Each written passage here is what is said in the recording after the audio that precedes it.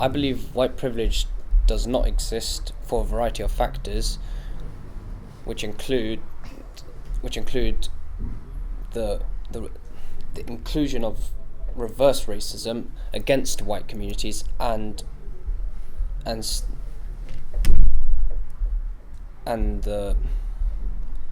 race within the criminal justice system. I agree with you on your point that white privilege does not exist in some situations, but I do feel like, for example, in education you have white working class males who tend to perform worse than other groups. For example, working class Chinese students have they achieve higher, and that could be due to factors such as parental aspirations, where a lot of the time you have minority people from minority groups who they want their children to do well, and they try to support them with their homework and learn more about the education system. But I also feel like there are times where white privilege is very much real, and for example, I don't think it wouldn't exist had it not been for colonialism, because a lot of the times in other countries like India, that were under the British Empire,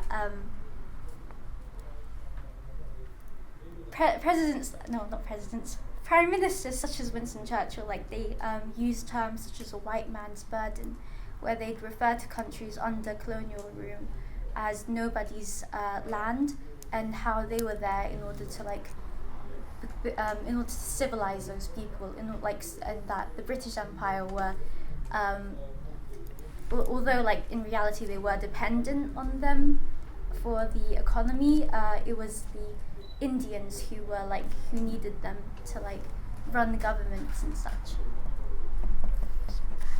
I also agree that white privilege comes in through certain circumstances, like said before, in the media, when a crime has happened, there would be if it was a non-white person who committed a crime, the first thing that would be pointed out is the skin color or the ethnicity or the background, a black man did blah blah blah, or a Muslim, no.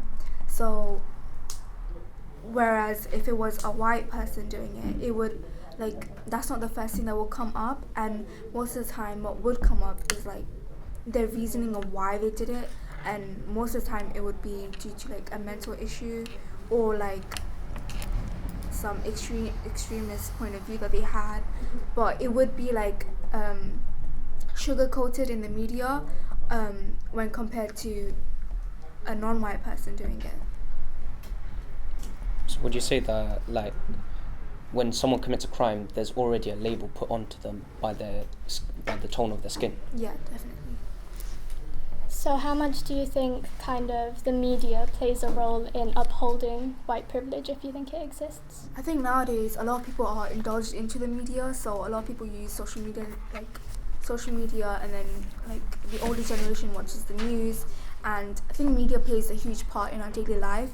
So if the media is portraying a lot of serious situations just based on the skin color and the background, I think it affects a lot on other people's perception on white privilege and how other people are treated and how they would treat other people. So if a lot, let's say Muslims as an example, if a majority of the time in the media they're portrayed as extremist terrorists and whatnot, many people would view them that way and have an aggression towards them. Whereas if it's the opposite, let's say a different race playing a nice message towards the community, people view them that way. So yeah. Can I just comment on something? Since Islam and being a Muslim is religion and it's not based on someone's skin color, how could you say that how could you say that affects white privilege? So I'm not saying that, because there's white Muslims who commit atrocities, and there are black Muslims who commit atrocities. For example, I forgot the organization, but during the time of Malcolm X, he joined an organization which was predominantly black Muslims who went on to do some Nation of Islam. Thank you. So the Nation of Islam did commit some atrocities that no Muslim would actually accept. However, we're not saying that. However, being a Muslim does not mean you're white or you're black. And I'd say the media has created the label of the brown Muslim rather than the white Muslim or the black Muslim. You don't see much black Muslims or white Muslims. And I think, so to comment on crimes creating a label of Muslims being terrorists or whites being mentally insane is rather arbitrary, depending on, especially it's rather arbitrary if you include Muslims. So I think we should actually remove Muslims from that low list. So to finish off on this topic, I think that in terms of racial profiling in Muslim countries, like, it's not just a main problem like in Western countries. It's also something that can be seen often in like Arabian countries or Asian countries. I'll give an example. There's like racism when it comes to Pakistani and Bengali Muslims, especially against people of like darker skin colors, and also the emphasis on like skin lightening products and how it's viewed as like a positive thing and how it's like positively portrayed and something desirable. That I think is another issue. And then also the fact that in Arabian countries, with an example of Umrah, so when it comes to opportunities, when it comes to seeing the Prophet's mosques and visiting the Rawda and all of these places, sometimes what happens is you're stopped because of your skin color, because you're of a darker race, and they prioritize people who are of lighter skin. And I think that's not something that's like seen as significant, like it's something that's just like an issue, but that is something because it's not something that's like properly portrayed as an issue that needs to be tackled in those countries. Would you say that we have that same issue in this country though? I would say in this country there's more issues in terms of other things, but we're also progressing in the sense of a increase in diversity when it comes to like jobs, when it comes to education and things like that. However, there are still some issues when it comes to colorism in terms of like applying for jobs and based on your name, if it sounds like you have like a Muslim name or a foreign name that doesn't sound something like relatively white, then you'd have less of an.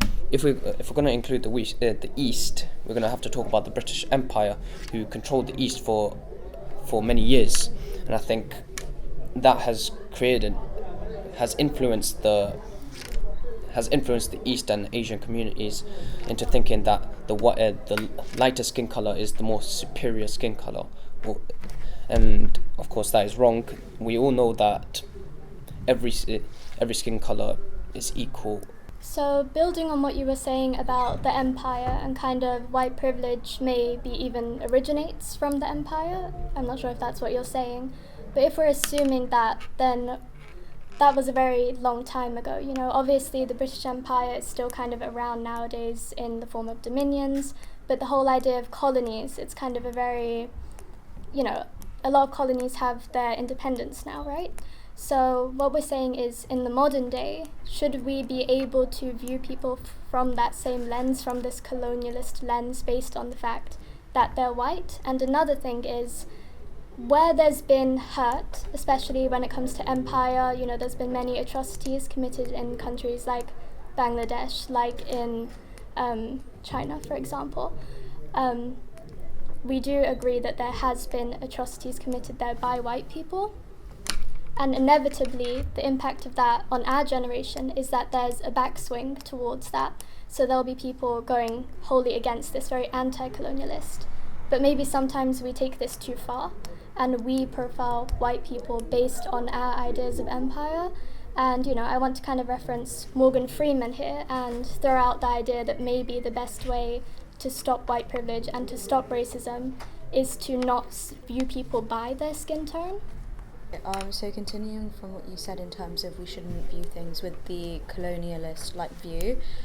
So say for example in India where there was the British Empire, so they have the whole, as I was said over there, I think it was, there's a preference towards lighter skinned people, there's a lot of skin lightening products, all of that. So I think because of the British Empire, there was the whole idea and mindset that there was preference towards people of a fairer skin because they were more similar to the British colonisers. So I do think that, yes, we shouldn't view it like that anymore, but because there's that whole subconscious mindset that was in place from when it first became a thing, then it's kind of hard to remove it. And then in terms of what was said quite a while ago in terms of the media with the whole Muslim portrayal, I do think when there's an act of, say for example, terrorism or something, with the whole, oh yeah, because it's a Muslim, now it's a terrorist, oh if it's a white person then it's someone with mental health issues. When there's first issues that come to light, say for example there's an incident, you don't know the person's race, or well you know the person's race because of how they look most likely, but you don't really know their ethnicity or their religion. So then it goes based off of name. So the people who have the fairer skin tone, who appear to be white, have a white sounding name, they are cut a lot more slack by the media. And then in terms of the people with the more ethnic sounding name, that's when they're oh, if they have a Muslim sounding name, they might not be Muslim, but they could just have the sounding name, which is oh. So then it kind of becomes an issue of that's someone who's Muslim, then we label them as a certain way.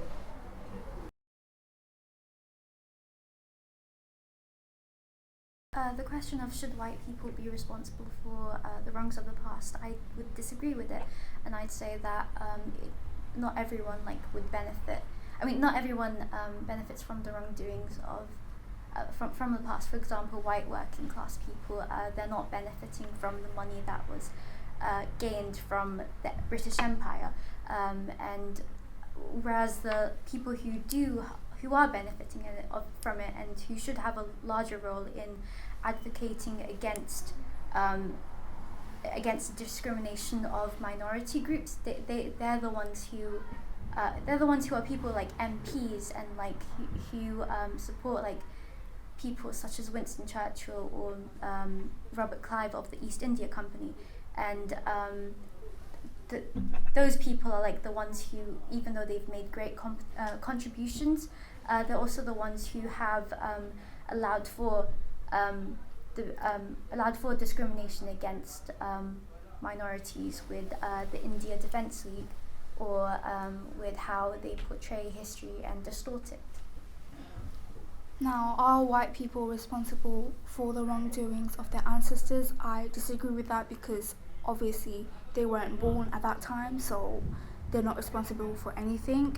However, what raises a question is that what are they doing about it? Because even though it was quite a long time ago, the whole racism issue and everything, it still carries on till this day, and especially because the British has a much older and a whiter population overall, that idea is still embedded within the country. So the white youth, if they're not standing up about the little discrimination that pops up in the community, and they're not making a voice on it, if they're not speaking on it, then the ideas of the ancestors will still carry on through generations to come. So especially if the young person speaks up about it, puts it on the media, the older generation will, there's a bias in the news, in the media, as to who is speaking, and as is a majority of white population, the older population will look towards the young white person who is speaking on the issue, and then have a realization that is actually incorrect. So the question of does the media put pressure on young people in terms of colorism or appearance? In terms of colorism, I disagree, because I think for young people in this day and age, we're very aware of the history of how things have been, or just in general how colorism has been, like the attitude towards it. So I do think now we're more aware and we're more diverse and inclusive. So colorism, I'd say less so. In terms of appearance, however, I 100% agree with the idea of the media playing a pivotal role, or just having or causing pressure, because I'd say as a woman or as someone who's female, there's a lot of pressure by the media for women to look a certain way, for women to be a certain way. Say, for example, the ideal body image, which is something which changes every decade or so, and things like, oh yeah, women should, say for example, the way that your body is shaped, the way that you should appear.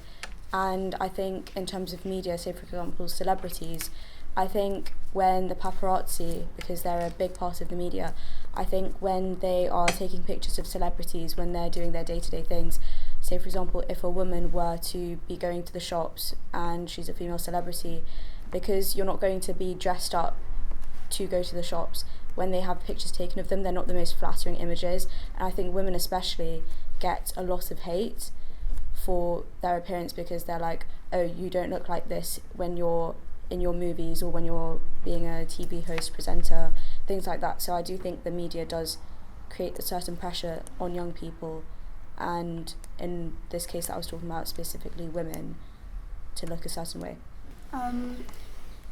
I think our generation has a lot of awareness and a lot of realization with the older generation's like wrongdoings. So when it comes to looks, I think our generation has more acceptance, like as to the way you dress, the way you look, and overall, like in the online community, people are more open-minded into how people view each other. However, in like magazines and like TV series, celebrities, we're always exposed to a lot of people looking fabulous, like extreme beauty being exposed to us. So when we come across people who don't look a certain way, we immediately have like a grudge against the way they look and how they address themselves. And I think that's one thing that influences other people and how they look. So a majority's opinion on how people look is has some force into how someone might want to portray themselves. So that could be in makeup wise, hair wise, clothes, especially fashion. A lot of people look down upon others if they're not following a specific trend that's been going around fashion wise, or something that's old fashioned, something that's not in the season right now. People may look at you a certain way. So that's one thing that influences young people in how they like address themselves and how they portray themselves. I think the media pressurizes young people to some extent. There are like instances where like they've been more progressive. For example, in like magazines such as Vogue, you have the inclusion of models who aren't just of European descent. However, I feel like there's still times where these Eurocentric features are still like very much looked upon. For an example that comes to my mind is the Aladdin movie, where you had an actress who was half white playing the role. And to a lot of people that might seem controversial, because some might argue that it should have gone to an actress who's actually from a minority background. And what you said about the media like promoting obesity, I find that quite interesting, because there are other conditions that a person might not be able to control that makes it hard for them to lose weight, like polycystic ovary syndrome. And so I think it's unfair to say that like all fat people should be excluded, like for the sake of like not promoting obesity. And I also think that when it comes to women, they're like more disproportionately affected by the media, because there's more of an emphasis on like, oh, they should be wearing makeup, they're like supposed to be looking like this. There's a higher standard for them rather than men. So the question as to whether young people are influenced by the media in terms of colorism and sorry, what was the other thing? Just body image. So Body images. and loud, Sorry, as yeah. loud as you can. So, in terms of colorism, I don't think that the media, well, I think the media does have an influence, but in the positive sense, in the sense that this generation is a lot more aware of the current issues that are going on in this country, especially colorism. There's a lot of anti-racism movements, a lot of diversity programs, and everything there. And I think that's a very positive thing, the way the media influences young people to like advocate for anti-colorism and things like that. In terms of body image, I understand that there's a lot of things that, a lot of pressure on women, that they have to behave a certain way, they have to put makeup on, like look a certain way, and that's completely wrong. And I agree that does disproportionately affect men when it comes to body image. When it comes to men, it's all about you need to go to the gym, you need to work out. And in a sense, that could be seen as negative, because it's saying if you don't do that, you're undesirable in society. You're not going to be wanted. You're not very attractive and stuff like that. But I also agree with Ali's point, where he mentioned that it's also promoting healthiness in terms of your body. And I do understand that there are some conditions where you do have like obesity, where it's outside of your control, diabetes, something like that. And I agree, it's completely wrong to shame those people for that, to exclude those people for that. But I also believe that it's also good to encourage people to go to the gym, whether that be men or women, so that they can become healthier. That's what I believe. The last word. As far as the media and appearances go, when it comes to young people and its influence on young people, I would say tackling this from a perspective of ethnic minorities and how they're expected to dress. I think with all this conversation about immigration legislation, there are a wide sector of society that believes that if you want to live in this country, perhaps you should dress a certain way, perhaps you should dress more British, more European. And I think it creates a complex dynamic for an ethnic minority individual, because on the one hand, if you assimilate, you'll supposedly achieve success more. Yet if you do that, your own race, your own people of the same background as you, they might call you a traitor, for example. They might assume that you're trying to conform for the sake of white people. So I think it's a very loaded issue when it comes to the media. There's this constant battle between wanting to preserve your culture and your heritage whilst also trying to assimilate and kind of be British. So I think that's one of the major issues when it comes to the media.